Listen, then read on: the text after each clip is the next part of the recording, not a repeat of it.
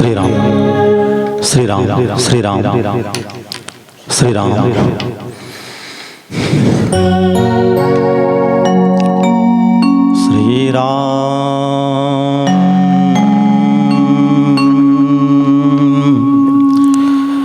श्री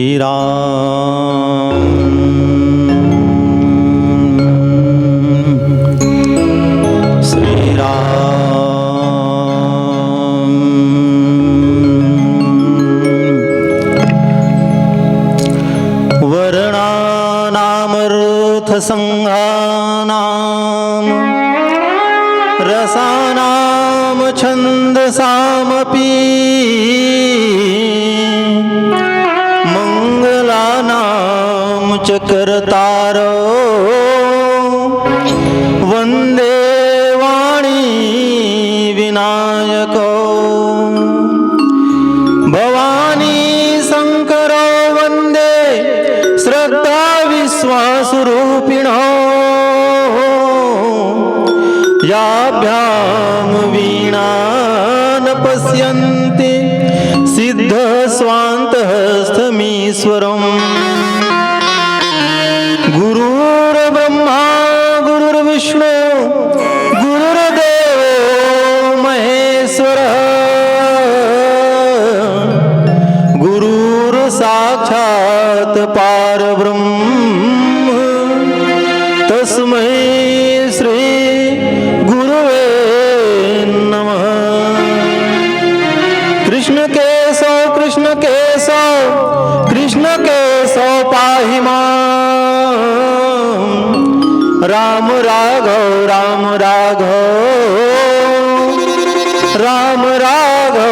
रक्ष मां। तुलसीदास जी के पद कमल बारंबार मनाओ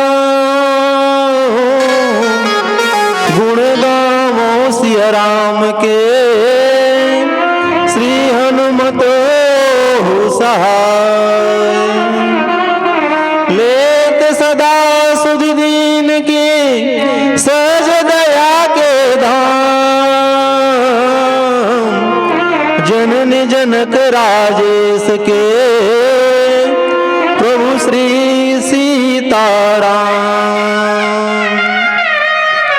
बोले सियावर रामचंद्र जी की जय, पवन सुत हनुमान जी की जय, गोस्वामी श्री तुलसीदास जी महाराज की जय। जय जय जय श्री सीताराम, जय जय जय श्री राधे श्याम। नमः पार्वती पतये हर हर महादेव। भगवत चरण कमलानुरागी बंधुओं, भक्तिमय माताओं, छोटे छोटे बाल गोपाल, आप सभी के श्री चरणों में सिया राम मैं सब जग जानी करूं प्रणाम जोरी जुग पानी के भाव से मैं अपना प्रणाम निवेदित करता हूं। तदनंतर मैं इस मंच में उपस्थित समस्त गुरुजनों विद्वज्जनों आप सभी के श्री चरणों में मैं अपना प्रणाम बारंबार प्रणाम निवेदित करता हूं। और ग्राम कातल बोर्ड के सभी समस्त ग्रामवासियों आप सभी के श्री चरणों में मैं अपना बारंबार प्रणाम निवेदित करता हूं। अब क्या बताऊं, पहले तो मैं अपनी जो बात है रख लूं। इस तरह के मंच में आज मुझे पहली बार बोलने का अवसर मिला है और ऐसे ऐसे विभूति बैठे हैं जिनके सामने कुछ बोल पाना मुझे बड़ा संकोच लग रहा है, क्योंकि सभी विद्वत जन हैं, ज्ञानी जन हैं, सुधी जन हैं, क्या बोलूं समझ में नहीं आता। लेकिन मुझे तो यही लगता है हमारे परम पूज्य गुरुदेव स्वामी श्री राजेश्वरानंद महाराज की ये महती कृपा है। वो कहते थे संकल्प सद्गुरु का और कल्याण शिष्य का। बस आप सब समझ जाइए, एक छोटा सा तिनका भी भगवान से अगर जुड़ जाए तो तिनका फिर वो अनंत हो जाता है। और मैं आप लोगों के समक्ष क्या बोल पाऊंगा मुझे कुछ समझ में नहीं आता, लेकिन प्रयास करूंगा, बोलने की चेष्टा करूंगा। और भगवान की कथा है, त्रुटियां तो होगी, त्रुटियों के लिए क्षमा प्रार्थी हूँ। और सबसे बड़ी बात तो यह है, जब कोई किसी से ज़्यादा उम्मीद रख लेता है तो मुझे लगता है गड़बड़ी वहीं होती है। और मुझसे जो उम्मीद आप लोग रख रहे हो उतना मैं खरा नहीं उतर पाऊंगा। लेकिन हाँ, गुरुदेव भगवान की ये महती कृपा का ये बिल्कुल उदाहरण मैं अपने ऊपर लेकर के बताता हूँ। मुझे रामचरितमानस में जुड़े मुश्किल से लगभग 3 से 4 वर्ष हुआ है। लेकिन हाँ, मैं इतना जानता हूँ कि गुरुदेव भगवान को मैं अब से कम 15 साल पहले से ही सुन रहा हूँ मैं। और ये उन्हीं की कृपा है कि वो खींच कर ले आए, रामचरितमानस में जोड़ दिए। और ये गुरुदेव भगवान की महती कृपा है कि वो उनकी कृपा के परिणाम स्वरूप में आज यहाँ बैठा हूँ, ये उन्हीं की कृपा है। और उन्हीं के शब्दों में एक आभार व्यक्त करना चाहूँगा, उनकी बातों को रखना चाहूँगा कि कैसे एक छोटा सा चीज़ भी भगवान से जुड़ने के बाद अनंत हो जाता है। वो कहते थे शोक सत्य भामा कियो रुक्मणी रोई धाय, और बांधन को पट खोजती पट रानी अकुलाय। तब लगी देवी द्रौपदी ने देखे यदुवीर, और अंगुरी बांधन को तुरंत चीरियो अपनो चीर। आप समझ गए होंगे, सभी जन हैं, ये उस समय की घटना है। भगवान श्री कृष्ण ने लीला की कि उनकी उंगली पर चोट लगी, और उंगली में जब चोट लगी तो रक्त बहने लगा। तो सभी जो उनकी पटरानियाँ थी वो कपड़ा ढूंढने लगी उसकी उंगली में बांधने के लिए। उस समय की बात है। शोक सत्य भामा कियो रुक्मणी रोई धाय, तब लगी देवी द्रौपदी ने देखे यदुवीर, और उंगली बांधन को तुरंत चीरियो अपनो चीर। द्रौपदी जी ने अपनी छोटी से जो साड़ी थी उसको फाड़कर भगवान श्री कृष्ण की उंगली में लपेट दिया। भगवान श्री कृष्ण ने कहा कि बहन, तुमने इतनी कीमती वस्त्र फाड़ दिया और मेरी उंगली में लपेट दिए। तो द्रौपदी जी ने यही कहा, प्यारे घनश्याम यदि काम आवे आपके तो काढ़ दूं नसों को। ये तो रेशम के धागे हैं और धागे भी साधारण, इसका कोई मोल नहीं। न दुल्हन के जोड़े हैं न दूल्हे के बागे। भगवान श्री कृष्ण ने कहा कि नहीं बहन, फिर भी तुमने इतनी कीमती साड़ी फाड़ दी। तो द्रौपदी जी ने आंख में आंसू भरते हुए यही कहा कि मैंने नहीं फाड़ा चीर, पीर देखकर अधीर हो। धागे ही स्वयं नाथ चीर छोड़ भागे हैं, और वो धागे हैं अभागे जो बढ़े नहीं आगे, और भाग उन्हीं के जागे जो उंगली पे लागे। ये परम पूज्य गुरुदेव भगवान कहते थे। और इसको मैंने आरंभ में इसलिए रखा कि मुझे लगता है कि मैं तो छोटा सा तिनका था, लेकिन गुरुदेव भगवान ने इस राम कथा से जोड़ दिया। तो आज वो तिनका देखो कहाँ आकर के बैठ गया है। द्रौपदी जी का चीरहरण करने लगे। कौन? दुशासन। माता द्रौपदी ने भगवान को पुकार लगाई तो भगवान श्री कृष्ण वस्त्र रूप धारण करके ही आ गए। और दूसरी बात, जब भगवान वामन बने थे बलि के दरबार में, और वामन से जब विराट हुए तो उनके हाथों में एक छोटा सा डंडा था। तो जब वामन से विराट हुए तो दंड जो उनके हाथों में दंड था वो भी विराट हो गया।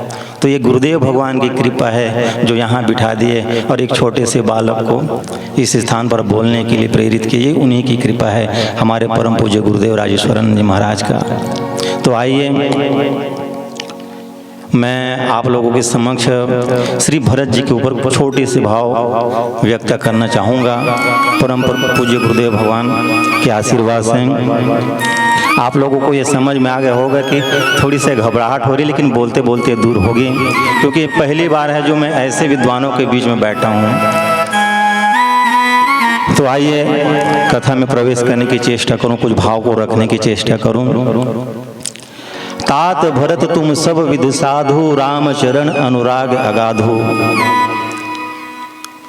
जब श्री भरत जी महाराज तीर्थराज प्रयाग में पहुंचे तो गंगा जी की धारा ने कहा कि भरत जी तुम भक्ति की दृष्टि से साधु हो। जमुना जी ने कहा कि भरत जी तुम धर्म की दृष्टि से साधु हो। और सरस्वती जी ने कहा कि भरत जी तुम ज्ञान की दृष्टि से साधु हो। तो तीर्थराज प्रयाग बोल उठे कि आप अलग अलग क्यों कहते हो कि ये धर्म की दृष्टि से साधु है, कि भक्ति की दृष्टि से साधु है, कि ज्ञान की दृष्टि से साधु है? अरे एक साथ बोल दो क्या? तात भरत तुम सब विधि साधु। श्री भरत जी तो सब तरह से साधु हैं। तो वे उन्हीं की कथा है। तो मैं आरंभ यहाँ से करना चाहूँगा। जब महाराज श्री दशरथ जी का देहावसान हो गया, शरीर छोड़ दिए, जब महाराज दशरथ जी, गुरुदेव का आगमन हुआ और गुरुदेव ने सबको सांत्वना दिया, ज्ञानोपदेश किया, अयोध्या वासियों को समझाने के लिए ज्ञानोपदेश किया। और यही कहा गुरुदेव वशिष्ठ जी का कहने का आशा यही था, सुख पाता रहा जो सदा जग में, उसे आखिर में दुख पाना पड़ा। पछताया नहीं जो कभी भी कहीं, उसे अंत समय पछताना पड़ा। कोई फूल न बाग में ऐसा खिला, खिलके न जिसे मुरझाना पड़ा। विधि का यह अटल विधान रहा, जिसे आना पड़ा उसे जाना पड़ा। वशिष्ठ जी ने सबको समझाया और महाराज दशरथ जी के शरीर को तेल के कड़ाह में रखा गया, सुरक्षित रखा गया।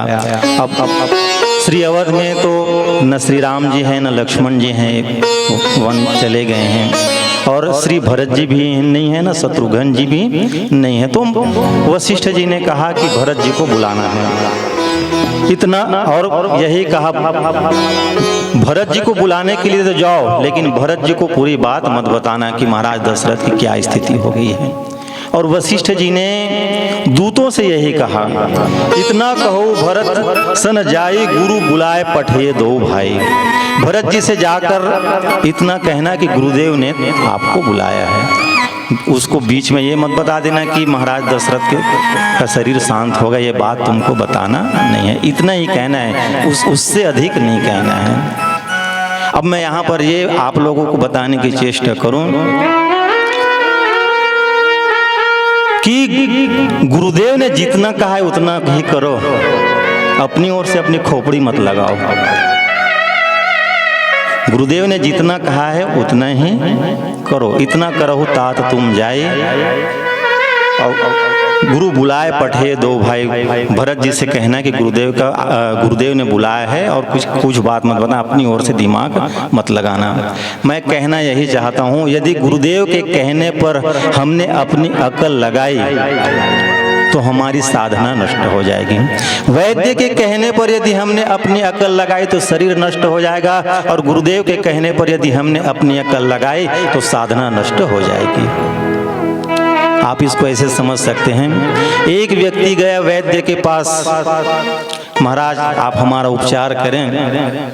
वैद्य ने उसको इतना ही सलाह दिया कि भैया तुम एक काम किया करो, क्या? हल्का भोजन लिया करो और समय पर दवाई लिया करो। वैद्य ने उनको समझा दिया, चला गया। थोड़ी देर में घूमकर फिर आ गया कि महाराज आप हमें बताएं, क्या हम लौकी खा सकते हैं? वैद्य ने कहा ठीक है तुम लौकी खा सकते हो। फिर चला गया।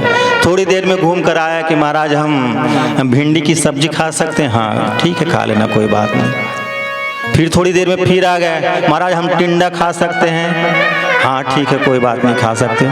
मूंग की दाल खा सकते हैं। अब तो जो वैद्य था वो थोड़ा खींचा और यही कहा कि भैया, अरे भैया तुझे जो खाना है सो खा, लेकिन हमारी खोपड़ी मत खा।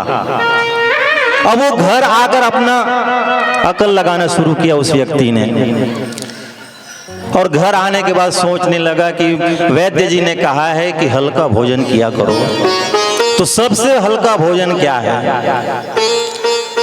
तो उसने अपनी अकल लगानी शुरू की कि मिट्टी और जल में, देखो जल हल्का होता है, मिट्टी नीचे बैठ जाती है, तो मिट्टी से हल्की जल, क्योंकि जल ऊपर में तैरने लगी। हाँ भैया, तो जल से भी कोई हल्की वस्तु होती है क्या? फिर उसने अपनी अकल लगाई, हाँ जो जल के ऊपर तैरे वो जल से भी हल्की। तो जल के ऊपर कौन तैरता है? तो कहा तेल घी जल के ऊपर तैरता है। अच्छा हाँ, ये तो मिट्टी से हल्की जल, जल से हल्की तेल और घी, तो तेल और घी से भी हल्की वस्तु कोई होती है क्या? फिर कहा जो तेल और घी में जो भी तैरे वो तेल से भी हल्की। तो और तेल और घी के ऊपर क्या तैरता है? ये पूरी और कचौड़ी ही तैरती है। तो बताओ, अब वैद्य के कहने पर यदि हम अपनी अकल लगाएंगे तो शरीर नष्ट हो जाएगा, और गुरुदेव के कहने पर यदि हम अपनी अकल लगाएंगे तो साधना नष्ट हो जाएगी। तो गुरुदेव ने यही कहा था, जितना हम कह रहे हैं उतना ही तुम्हें कहना है। तो इतना कहो भरत संजाए गुरु बुलाए पठे दो भाई। ये तो रही इधर की बात, लेकिन श्री भरत जी की दशा क्या है? अनरथ अवध आरंभ्यो जब ते कुसगुन हो ही भरत कहूँ तब से। देखें रात भयानक सपना जाग करें कटुकोटि कल्पना। मांगई हृदय महेश मनाई कुशल मात पितु परिजन भाई। और शिव अभिषेक करें विधि नाना विप्र जेवाय दे बहु दाना।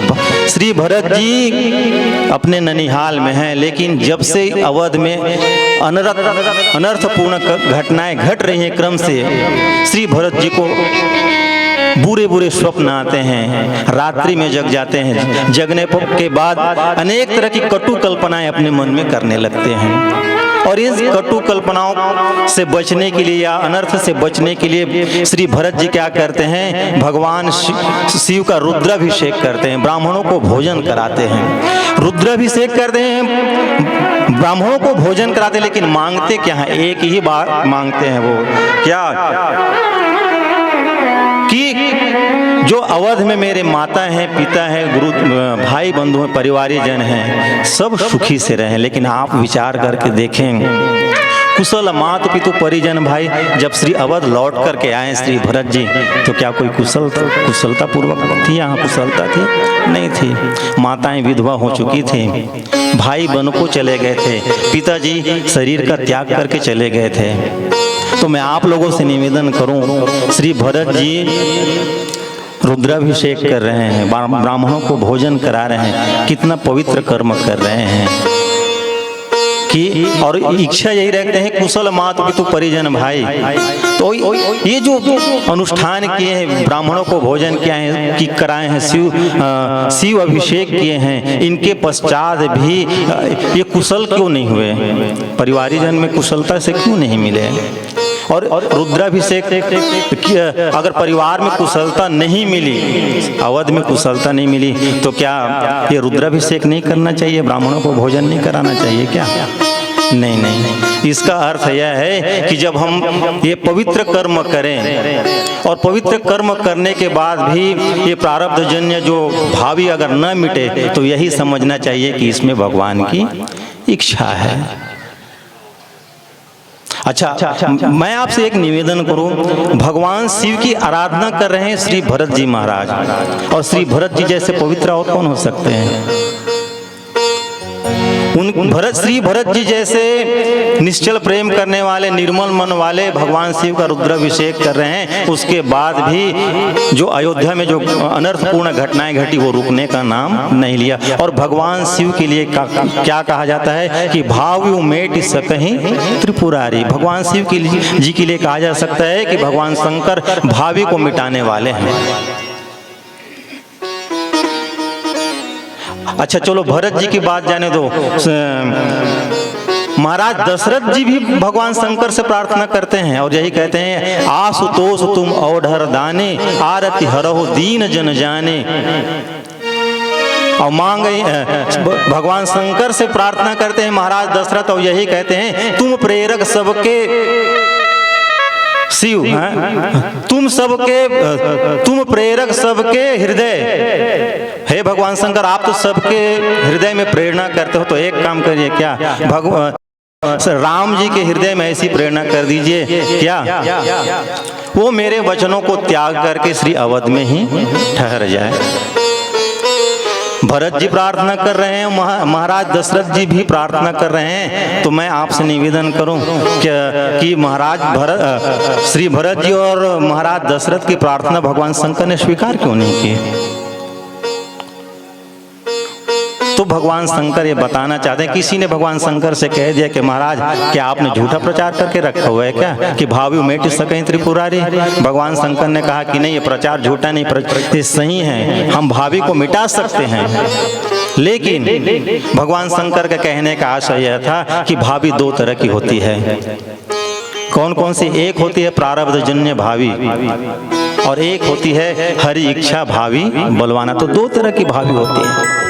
तो भगवान शंकर कहते हैं कि जो प्रारब्ध जन्य भावी होती है, दुर्भाग्य जन्य भावी होती है, उसको हम मिटा देते हैं। लेकिन जिसमें भगवान की इच्छा हो उस भावी को हम नहीं मिटा सकते।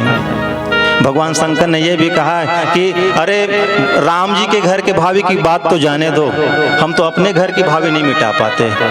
हमने सती जी को खूब समझाया, लेकिन सती जी के समझ में वो बात आई नहीं। भांति अनेक शंभु समझावा, भावी बस न ज्ञान और आवा।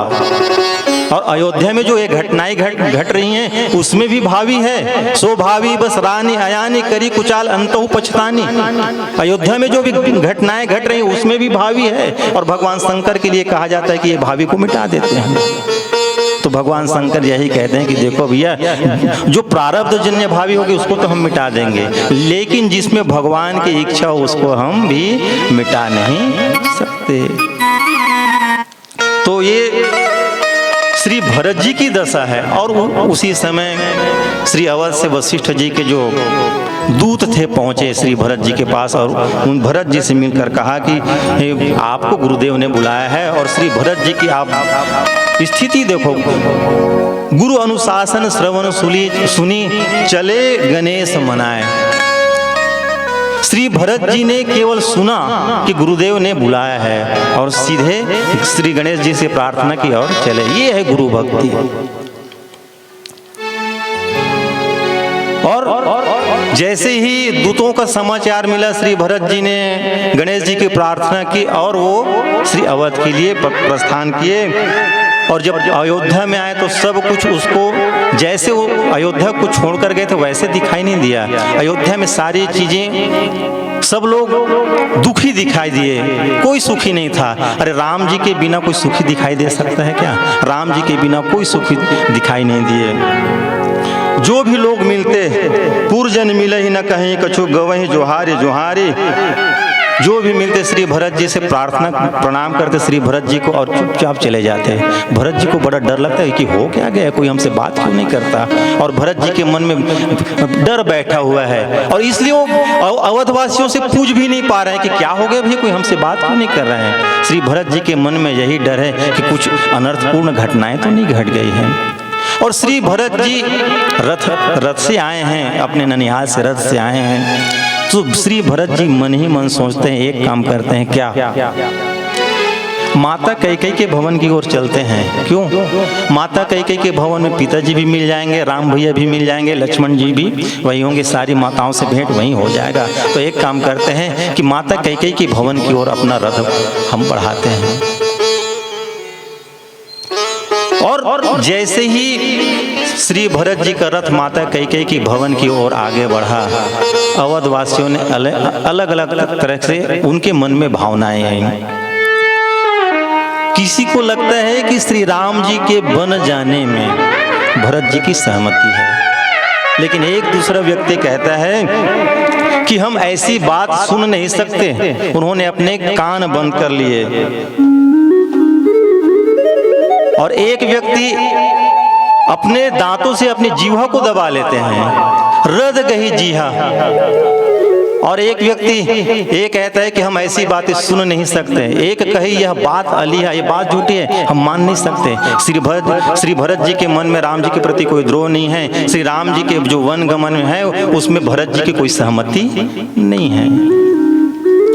अभी अलग अलग तरह की भावनाएं हैं, लेकिन श्री भरत जी को क्या मालूम कि हमारे बारे में क्या सोचा जा रहा है। तो उन्होंने अपना रथ माता कैकेयी के भवन के समक्ष खड़ा किया, और माता कैकेयी के भवन के समक्ष जब श्री भरत जी ने अपना रथ खड़ा किया, जैसे ही श्री भरत जी रथ से उतरे हैं और माता कैकेयी को जैसे ही पता चला, वो आरती की थाली सजाकर श्री भरत जी के स्वागत करने के लिए उपस्थित हुए। आइए एक भजन लेते हैं, फिर एक व्याख्या और होगी, फिर मैं विदा लूंगा। बोलिए श्यावर रामचंद्र की जय।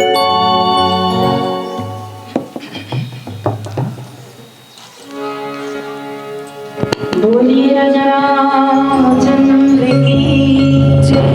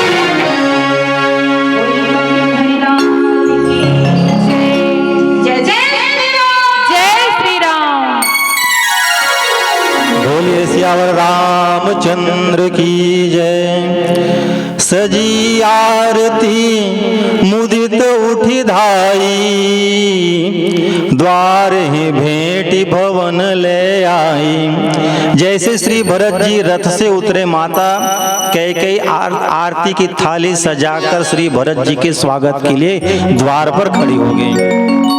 श्री भरत जी ने देखा कि माता अत्यंत प्रसन्न है, आरती की थाली सजाई है, इसका संकेत तो यही है कि अयोध्या में सब ठीक है।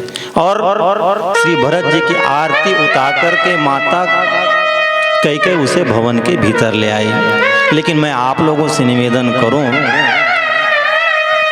आप लोग कल्पना करके देखें कि जिस देवी के पति का शव तेल के कड़ाह में सुरक्षित रखा गया है, उसका अंतिम संस्कार नहीं हुआ है, और वो देवी आरती की थाली सजाकर बेटे की आरती उतारने के लिए गई है। महाराज दशरथ जी के प्राण जहाँ कहीं भी होंगे वो यही सोचते होंगे कि जिसको हमने अपना समझा निकला वही पराया, तेरा हुआ ना कोई लेकिन तुझको होश न आया। महाराज दशरथ के प्राण कहाँ होंगे, उसको कितना दुख लगा होगा। और जैसे ही श्री भरत जी भवन के भीतर आए तो भवन के भीतर देखा कि कोई नहीं है, माता कैकेयी अकेली। श्री भरत जी माता कैकेयी से पूछती हैं कि माँ पिताजी कहाँ हैं, कहूँ कहाँ तात, कहाँ सब माता, कहाँ सिया राम लखन दो भ्राता है।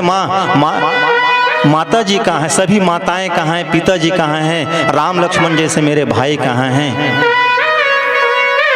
अब वो सबको पूछती हैं, लेकिन माता कैकेयी क्या कहती है कि तात बात मैं सकल संवारी, बेटे मैंने सब बात बना ली। भरत जी ने माता कैकेयी से यही पूछा कि माँ आपने बात कौन सी बनाई, आपने अकेले बात बनाई? तो माता कैकेयी कहती हम अकेले नहीं, हमारी सहायता करने के लिए एक और थी। कौन थी? तो कहा भय मंथरा सहाय बिचारी, जो मंथरा थी उन्होंने हमारी सहायता की। तो श्री भरत जी ने यही प्रश्न पूछा कि माता आपने बनाया क्या है, सो हमें बताओ। माता कैकेयी कहती है कि बेटा जो हमने बनाया उसको तो तुम बाद में सुनना, पहले जो थोड़ा बिगड़ गया उसके बारे में सुन लो। तो श्री भरत जी ने कहा कि माता बिगड़ा क्या है सो हमें बताओ। और माता कैकेयी यही कहती है कछुक काज विधि बीच बिगाड़ो, भूपति सूरपति पूर्व पग उधारो। थोड़ा बिगड़ा है। अब माता कैकेयी कहती हैं, भरत जी ने पूछा कि थोड़ा क्या बिगड़ा है? तो माता कैकेयी यही कहती है भूपति सूरपति पूर्व पग उधारो। तुम्हारे पिता महाराज दशरथ देह त्याग करके स्वर्ग सिधार गए हैं। अब श्री भरत जी ने जैसे ही सुना कि पिताजी अब नहीं रहे, देह का त्याग कर दिया, श्री भरत जी तो मूर्छित हो गए, रोना आरंभ हो गया, मूर्छित होकर धरती पर गिर पड़े। ये छोटी सी बात है। माता कैकेयी कहती है छोटी सी बात है। बिलखने लगे श्री भरत जी महाराज। तो माता कैकेयी अब समझाने लगी, श्री भरत जी को समझाने लगी कि अरे बेटा ये तो संसार का नियम है, जो आता है सो जाता है, ये आना जाना तो लगा रहता है। ये सब सारी बातें कहने लगी और यही कहती है कि बेटा हमने सारी बात बना ली। तब भरत जी ने पूछा कि माँ आपने जो बात बनाई सो हमें बताओ। तो माता कैकेयी यही कहती है कि बेटा हमने तुम्हारे लिए युवराज पद मांगा है महाराज दशरथ से, और राम जी के लिए 14 वर्ष का वनवास मांगा है। और जैसे ही श्री भरत जी ने राम जी के वनवास की बात सुनी तो भरत ही बिसर्यों पितु मरण सुनत राम बन गौन। जैसे ही श्री भरत जी ने सुना कि श्री राम जी को वनवास मिल गया, वो पिताजी के मृत्यु का समाचार भूल गए। और सबसे ज्यादा दुख श्री भरत जी को इस बात के लिए हुआ कि हे तू अपन पौ जान जी थकित रहे धरि मौन। राम जी के बन जाने में अपने आप को कारण समझ करके श्री भरत जी अत्यंत दुखी हो गए। वो मुख से कुछ बोल ही नहीं पा रहे हैं, थकित रहे धरि मौन, कुछ बोल ही नहीं पा रहे हैं। और माता कैकेयी से यही कहा कि माँ आपने तो ऐसे काम किया है। कहा कैसे? जैसे कोई वृक्ष के पत्तों में जल डालना चाहता हो और वृक्ष ऊंचा हो तो उनकी पत्तियां भी ऊंची है, तो जल डालने वाला उन पत्तियों तक तो नहीं पहुंच पाएगा। तो एक काम किया, जल डालने वाले ने पेड़ ही काट दिया। पेड़ काटते पालव सींचा। उन्होंने अपना दिमाग लगाया कि पेड़ काट देते हैं, पेड़ नीचे गिरेगा, पत्ती भी नीचे आएगी तो हम जल डाल देंगे। ठीक उसी प्रकार से आपने काम किया है माँ। पेड़ काटते पालव सींचा, मीन जियत हित बारी उलीचा। जैसे कोई मछली से कहे कि भैया ये तालाब बहुत बड़ी थी, हमने एक काम किया, क्या पूरा तालाब ही खाली करा दिया, अब तुम इस तालाब में अकेले ही राज्य करो। ठीक इसी तरह से माँ आपने काम किया है। पेड़ काटते पालव सींचा, मीन जियत हित बारी उलीचा। और श्री भरत जी जब दुखी हुए इस बात से, अच्छा माता कैकेयी के मन में राम जी के प्रति भक्ति थी और भक्ति के स्थान में आसक्ति आ गई है। और आसक्ति जगाई किसने है? मंथरा ने आसक्ति जगाई है माता कैकेयी के मन में। और श्री भरत जी को सबसे ज्यादा दुख इस बात का हुआ कि माता कैकेयी के मन में राम जी के प्रति भक्ति थी और उस भक्ति के स्थान में आसक्ति आ गई है। और आसक्ति किसके प्रति है? हमारे प्रति आसक्ति है। तो श्री भरत जी को इस बात के लिए दुख हुआ कि हमसे ज्यादा भगवान से ज्यादा हमको चाहने लगे। कभी कभी हम लोग बातों बातों में क्या कहते हैं, अरे भैया वो हमें इतना मानते हैं कि एक बार भगवान को न माने लेकिन हमको जरूर मानते हैं। और श्री भरत जी को सबसे ज्यादा दुख इसी बात का हुआ कि भगवान को छोड़कर वो हमको मानने लगी है। और श्री भरत जी ने फटकार लगाई माता कैकेयी को फटकार लगाई। बर मांगत मन भयो नहीं पीरा, गरी न जी मुँह परेउ न कीरा। भूप प्रतीति तोर की मिकीनी, मरण काल विधिमति हरली नहीं। अब आप विचार करके देखिए, श्री भरत जी के लिए तीर्थराज प्रयाग ने कहा था, तात भरत तुम सब विधि साधु, राम शरण अनुराग अगाधु। श्री भरत जी सब प्रकार के साधु हैं, संत हैं। और क्या संत की ऐसी वाणी होनी चाहिए? श्री भरत जी संत है और श्री भरत जी संत होने के बावजूद ये कह रहे हैं कि बर मांगत मन भयो नहीं पीरा, गरी न जी मुँह परेउ न कीरा। तो क्या ये संत की ऐसी शैली होनी चाहिए? लेकिन मैं आप लोगों से निवेदन करूं, कभी कभी शैली क्रोध की होती है लेकिन तत्व कृपा का होता है। आप इसको ऐसे समझ सकते हो जैसे डॉक्टर और डाकू। बड़ा सुंदर उदाहरण हमारे गुरुदेव भगवान का।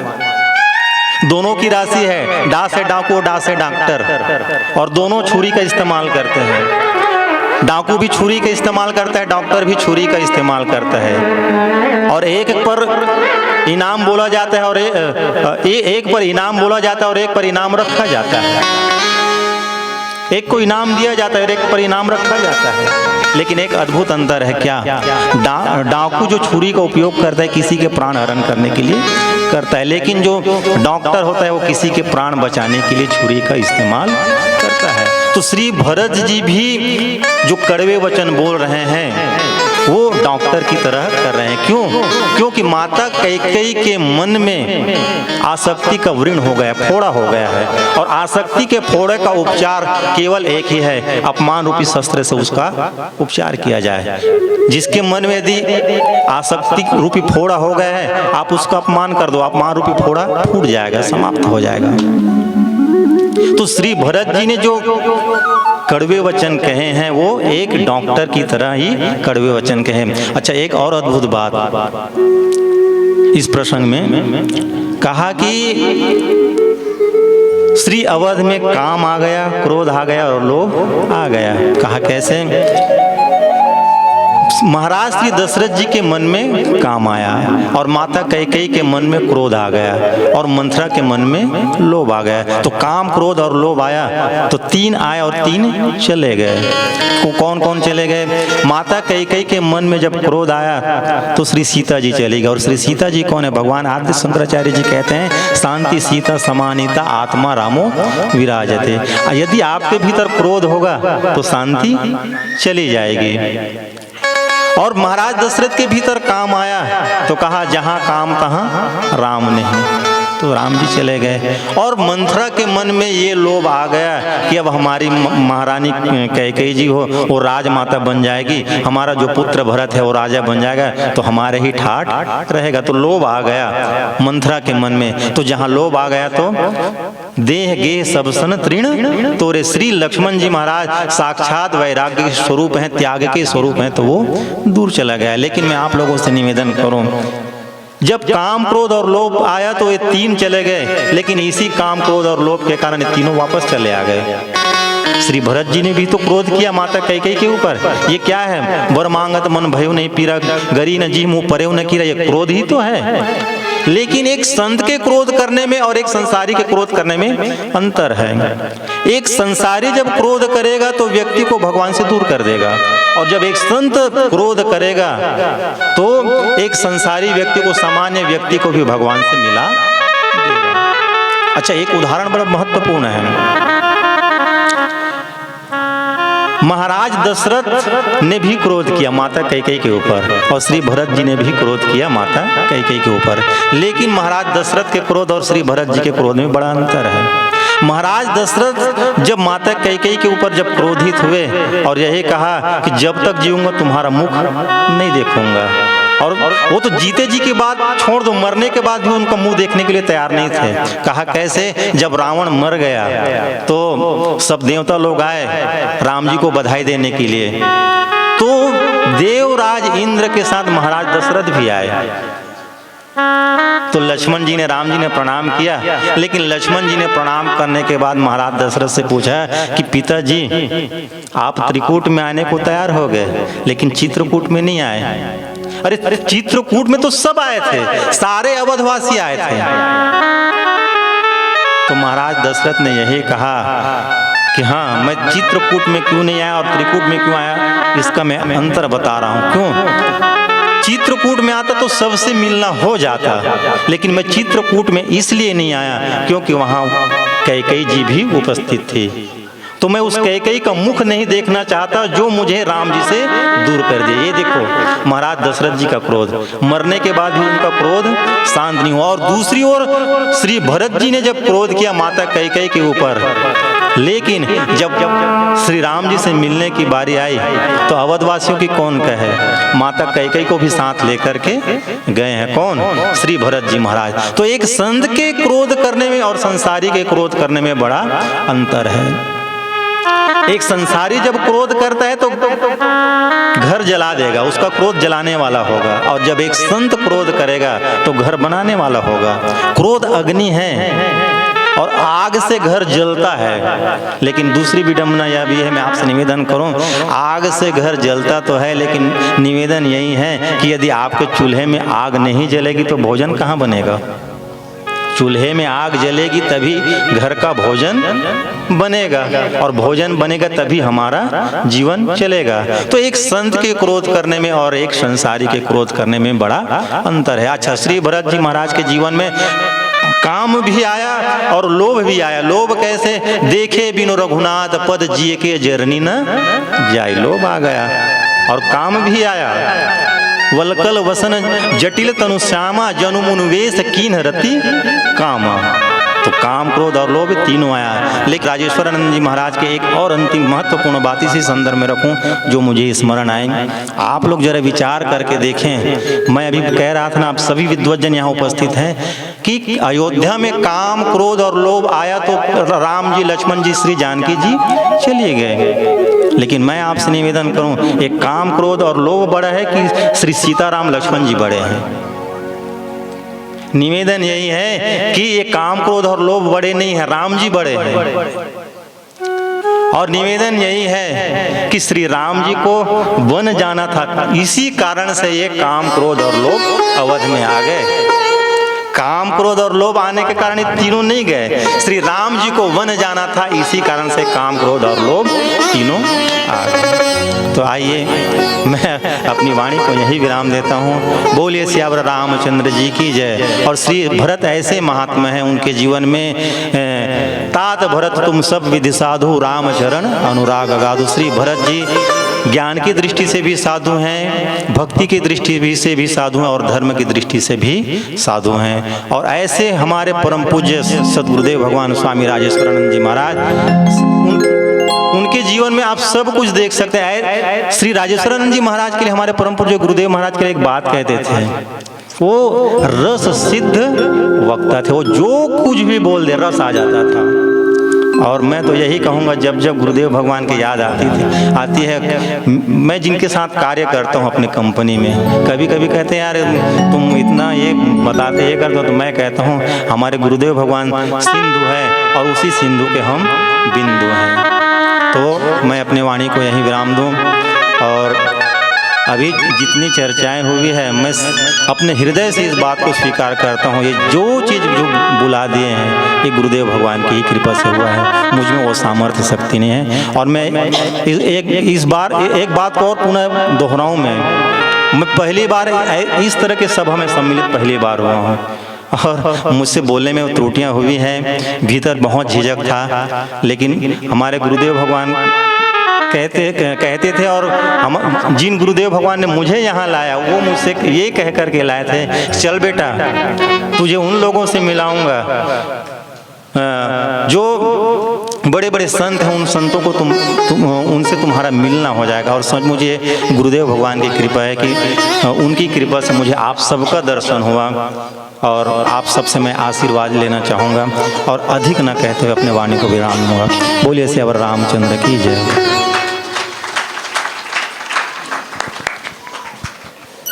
एक बार पुनः जोरदार तालियों के साथ आशीष मिले हमारे प्यारे गुरु भाई श्री मीनूराम पटेल जी, ग्राम कपसदा।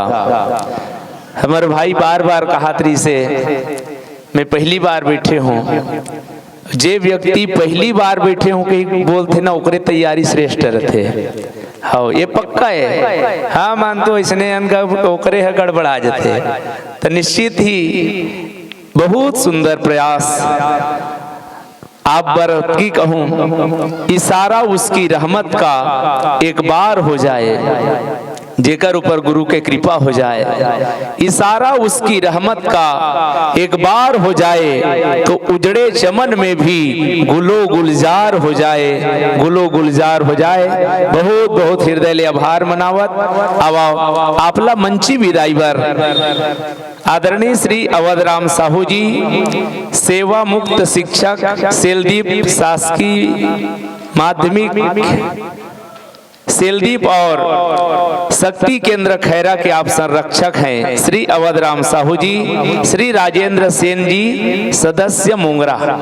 आप दोनों आदरणीय जनों से निवेदन है मंची विदाई में सहयोग प्रदान करेंगे। और उसके बाद एक निवेदन आया है माताओं बहनों भाइयों आप सभी के लिए, भोजनालय में भोजन प्रसादी जाना है का बने हैं, कहाँ होते भेजना है, अभी बंद कर वो। हाँ सबो जल कैसे भेज। हाँ सब बार भोजन के प्रसादी तैयार है, क्रम से जा करके भोजन प्राप्त कर लूँ। आप सबसे निवेदन है ये आपके ही कार्यक्रम में आपके ही भोजनालय व्यवस्था आप ला ही संभालना है। यहाँ भी श्रोता के कमी मत रहा है और क्रम से बारी बारी जाके भोजन प्राप्त कर लूँ। आप सबसे निवेदन है लीजिए हमारे बीच श्री मीनूराम पटेल जी ग्राम कपसदा से विदाई पा रहे हैं। आप लोग स्वागत में विदाई में ताली बजाइए। और मैं इसके बाद निवेदन करूंगा राम कथा, श्रीमद् भागवत कथा और शिव पुराण जैसे अनेक ग्रंथों के एक अच्छे वक्ता साधक आदरणीय पूज्य गुरुदेव श्री पीलाराम शर्मा जी को आपकी बारी है। आप भी आसन ग्रहण करेंगे और स्वागत के लिए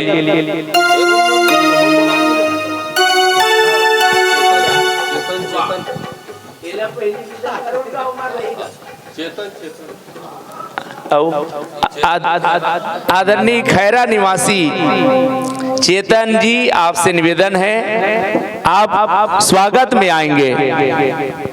मन उठा देव जी अभी लीजिए एक बार जोरदार तालियों के साथ। आशीष बना रहे, संबंध बना रहे आपका,